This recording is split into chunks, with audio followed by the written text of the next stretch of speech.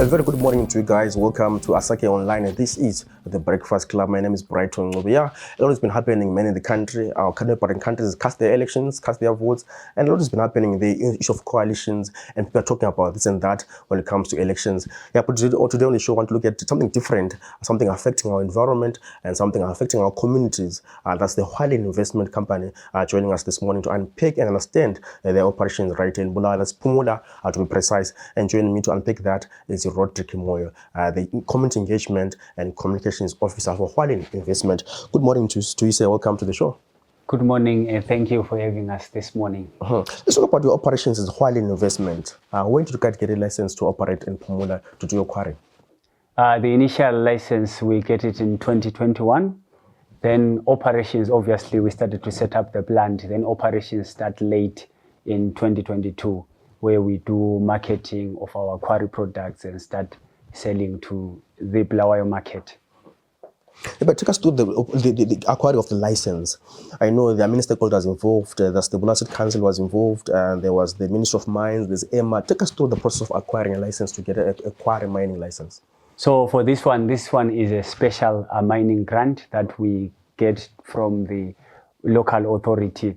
So I understand there was sites of advertised because within Bulawayo, the Bulawayo master plan, there are areas where quarry mining should be happening. So there was this advertisement and we applied to the city council. Then we had to go through the process through the Ministry of Mines. Then we get a prospecting license, which prospecting license we then submit to the Environmental Management Agency for considerations. Then when it's considered, you are then given a right to do a full environmental impact assessment that after you have done it, you submit it back to the Environmental Management Agency, which then issues a EIA, Environmental Impact Assessment Certificate.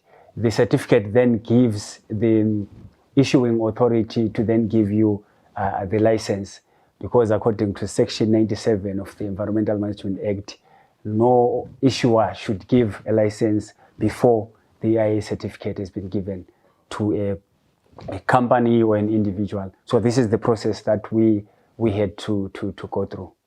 So far, how has been the journey like so far since you got the license and started mining the quarry there? How has been the journey so far like? The journey has been with challenges, especially considering that we are coming to a residential area. This is sometimes land use is not compatible because a mining adventure in itself brings a lot of impacts, be it from the vehicles that transport the quarry products or also the processes that we do within Hualin Quarry mine, whether we are crushing our stones or most importantly the blasting aspect, because this is one of the main concerns that we have received from residents of Ward 17, especially those within Pumula North. So these are the things that you get to face within the local community. And at the end of the day, considering that these are the stakeholders or the customers that we are targeting, it ends up having a bad picture on the mining adventure, which at the end of the day, it also has affected us, because initially when you get an environmental impact assessment, it is valid for 2 years.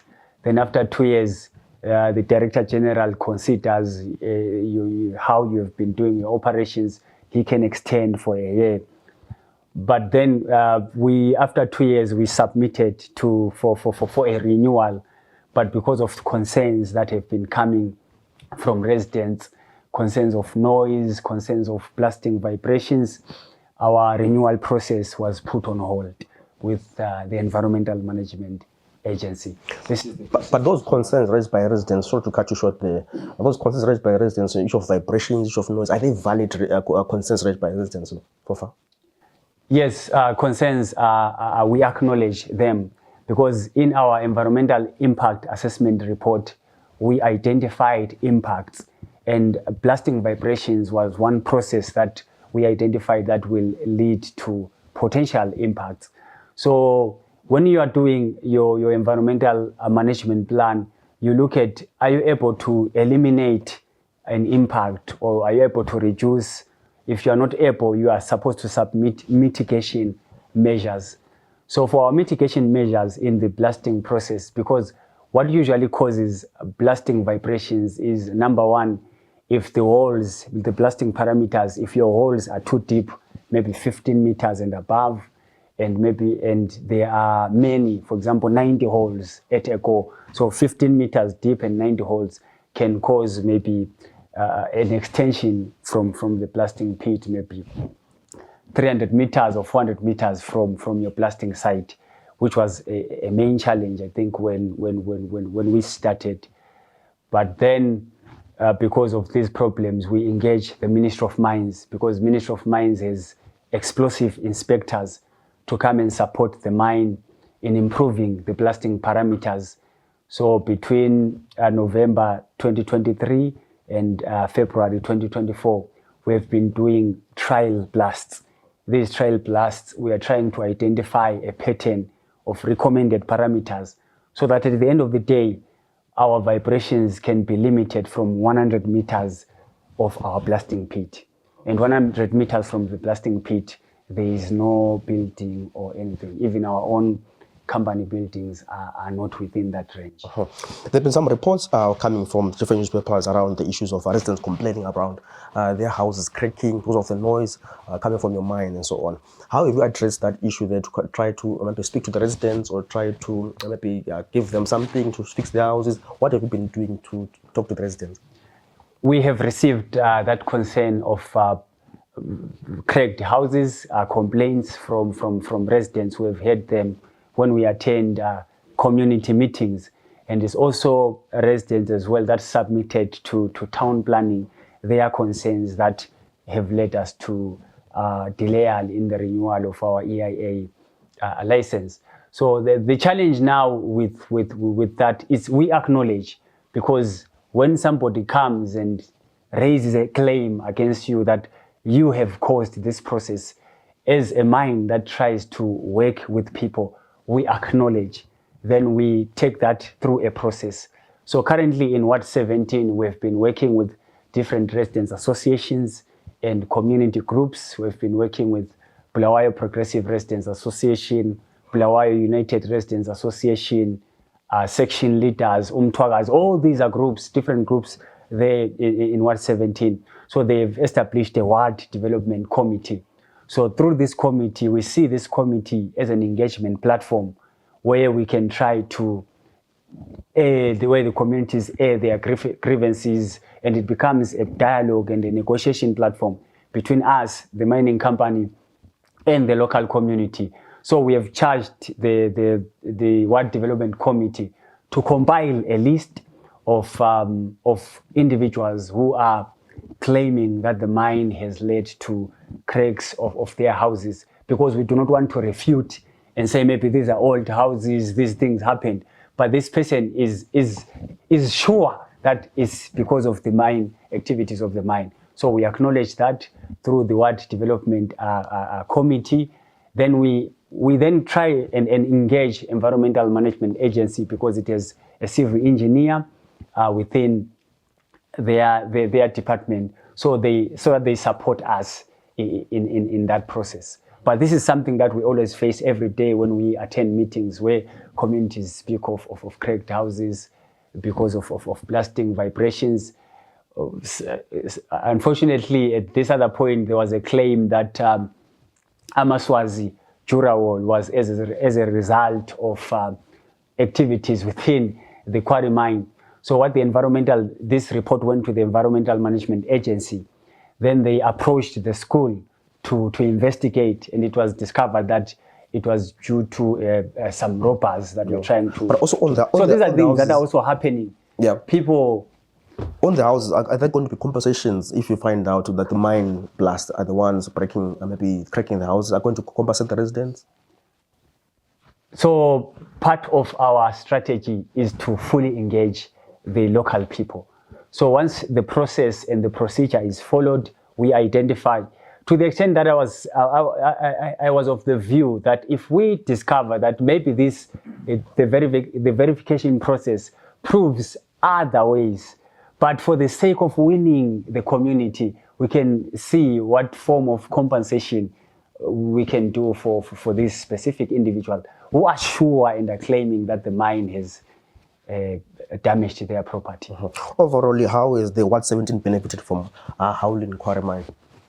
So, as I indicated earlier, that 2022, this is where we start operation. Obviously, Bulawayo Quarry, this is a place with other mining companies that are doing quarry.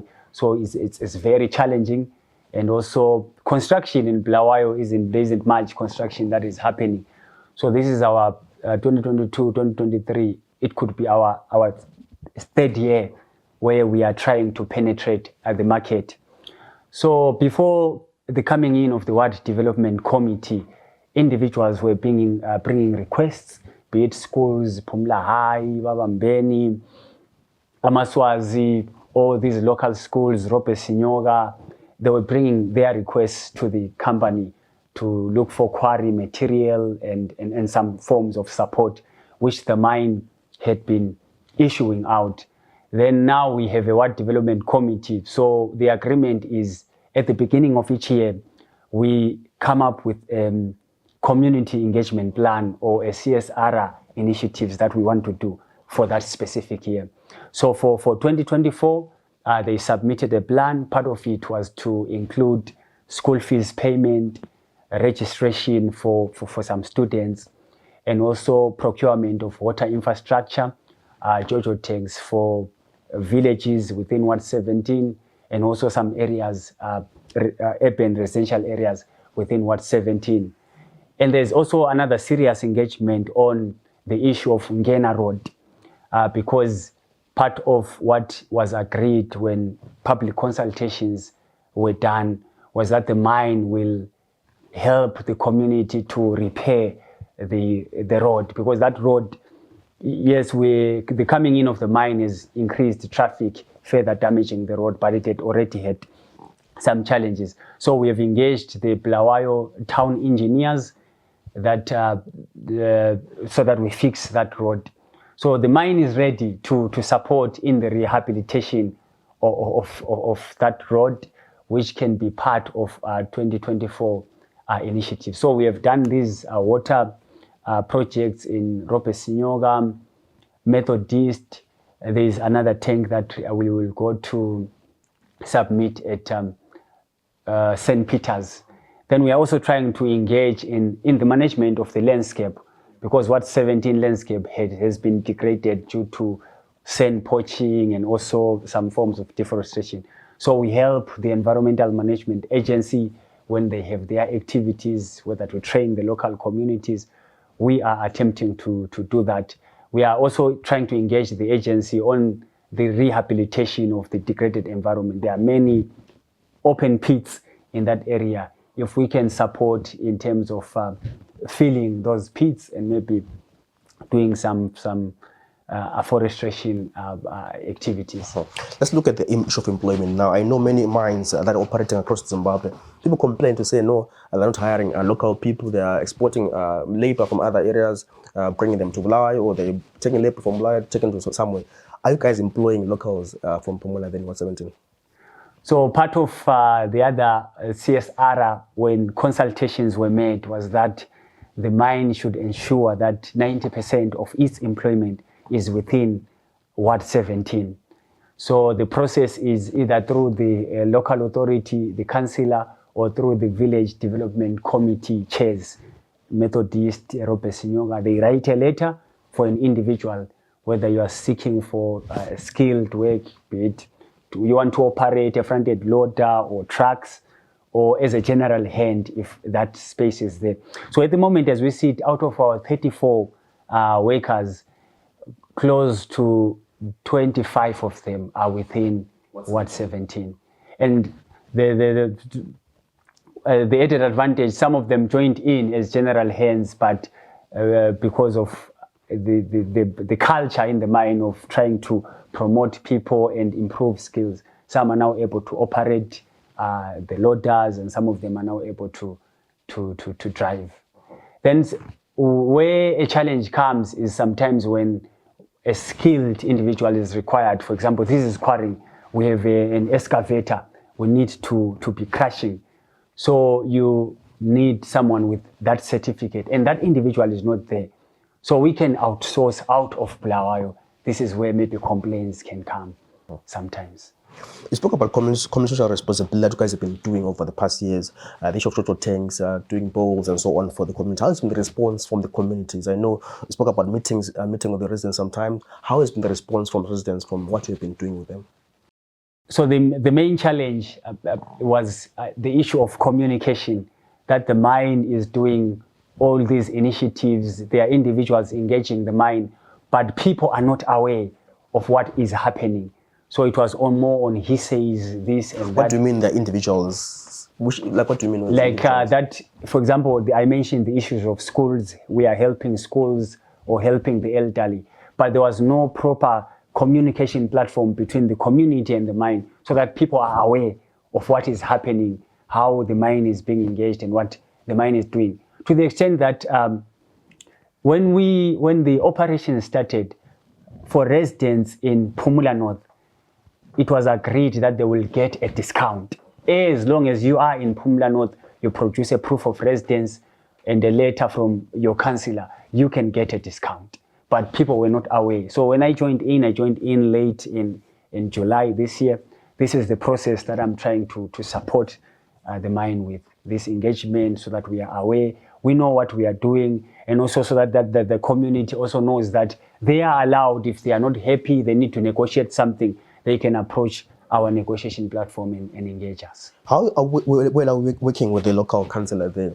You want to know there's councillors Rodrick Moyo there. How well are we working with the councillor there in the local community?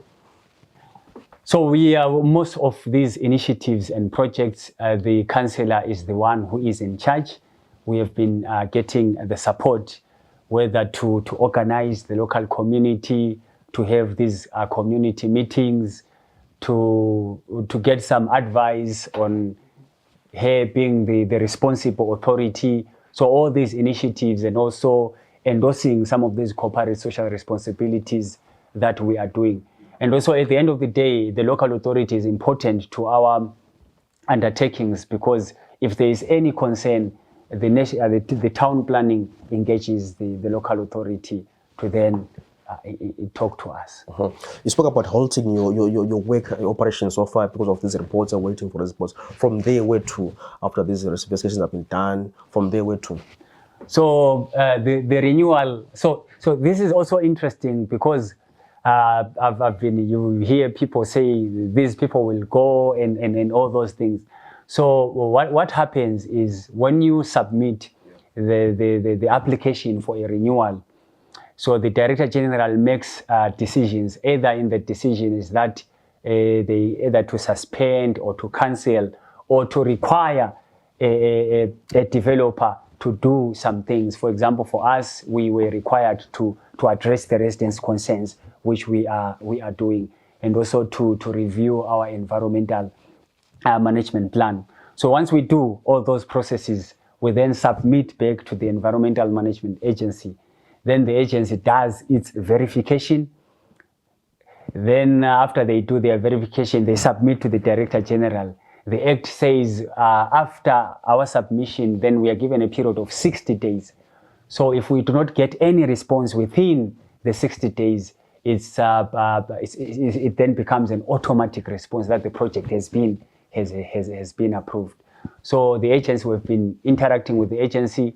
They've also engaged independently, engaged the local community, trying to verify some of the things that we have submitted, what we have done to our blasting process, what we have done on the issues of the dust, what we have done on the corporate social responsibility. So the agency has been verifying those things.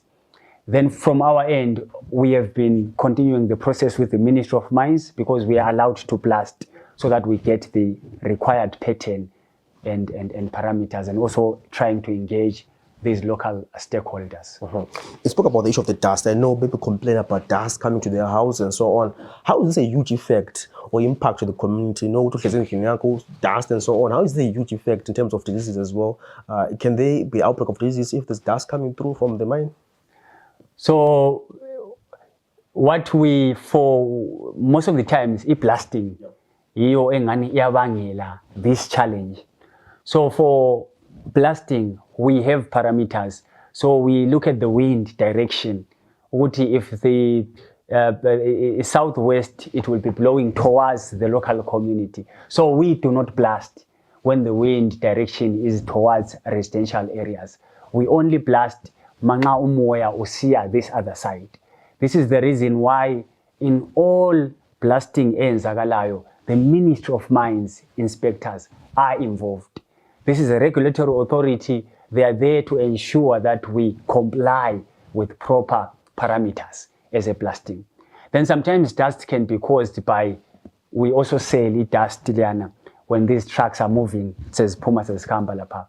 So we have put in sprinklers in the mine, and we also have some of our workers where they try to water and suppress dust layer. We assure that community that this issue of dust, obviously we know we cannot eliminate it 100%. This is sure that we cannot eliminate 100%, but we have put in place these mitigation measures because we are trying to be a responsible investor.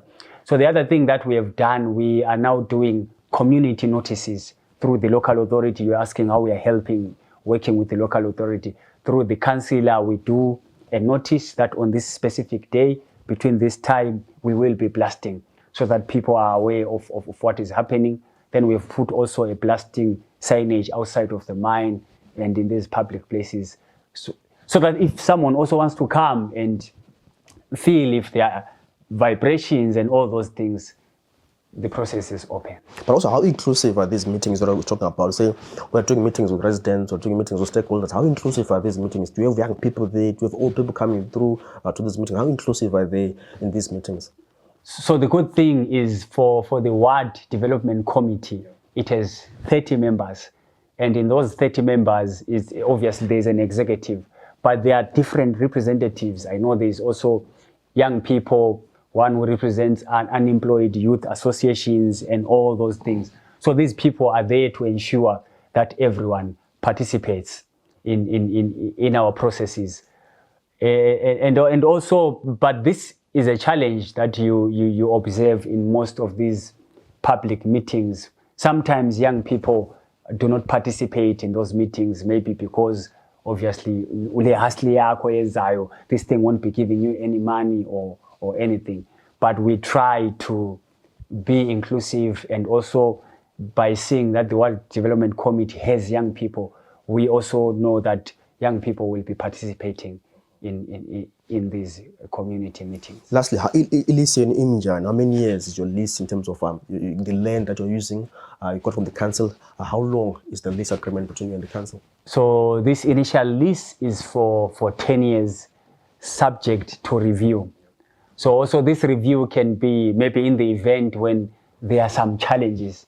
We sit down with the local authority to negotiate whether it's extended or by the lease it's a 10-year lease, subject to all these reviews with the local authority. Mr. Moyo, thank you so much for your time, for coming through the Breakfast Club this morning. Maybe in parting, closing shorts, what can you say to residents of Pomola in 117? They're crying about their houses cracking, they're talking about the noise you guys are making. What can you say to them in confidence of the investigation that you guys are doing in terms of to restore this issue that is affecting them? Speak to them via the camera. So to the residents of Ward 17, we are a responsible investor. We have acknowledged the concerns, the community concerns that you have, and the issues that you might be having against the mine. And in our environmental management plan, we indicate or we identify all these other things that the people have been complaining about. And the mine is working to put in place mitigation measures. We are receiving support from the regulatory authorities, the Ministry of Mines. We are also engaging the Environmental Management Agency. We are also engaging the Zimbabwe Republic Police. We are also engaging the Ward Development Committee to ensure that our activities and processes are sustainable and they do not do any harm to the local community. And above everything else, we have put in place precautionary measures in all our processes. As we have been noticing, we have notice boards, we send messages of the mining operations, and we encourage that residents engage the mine through the development committee, because we cannot do harm to you residents, as you are the target market. At the end of the day, when you are happy, we will be happy because we have more customers.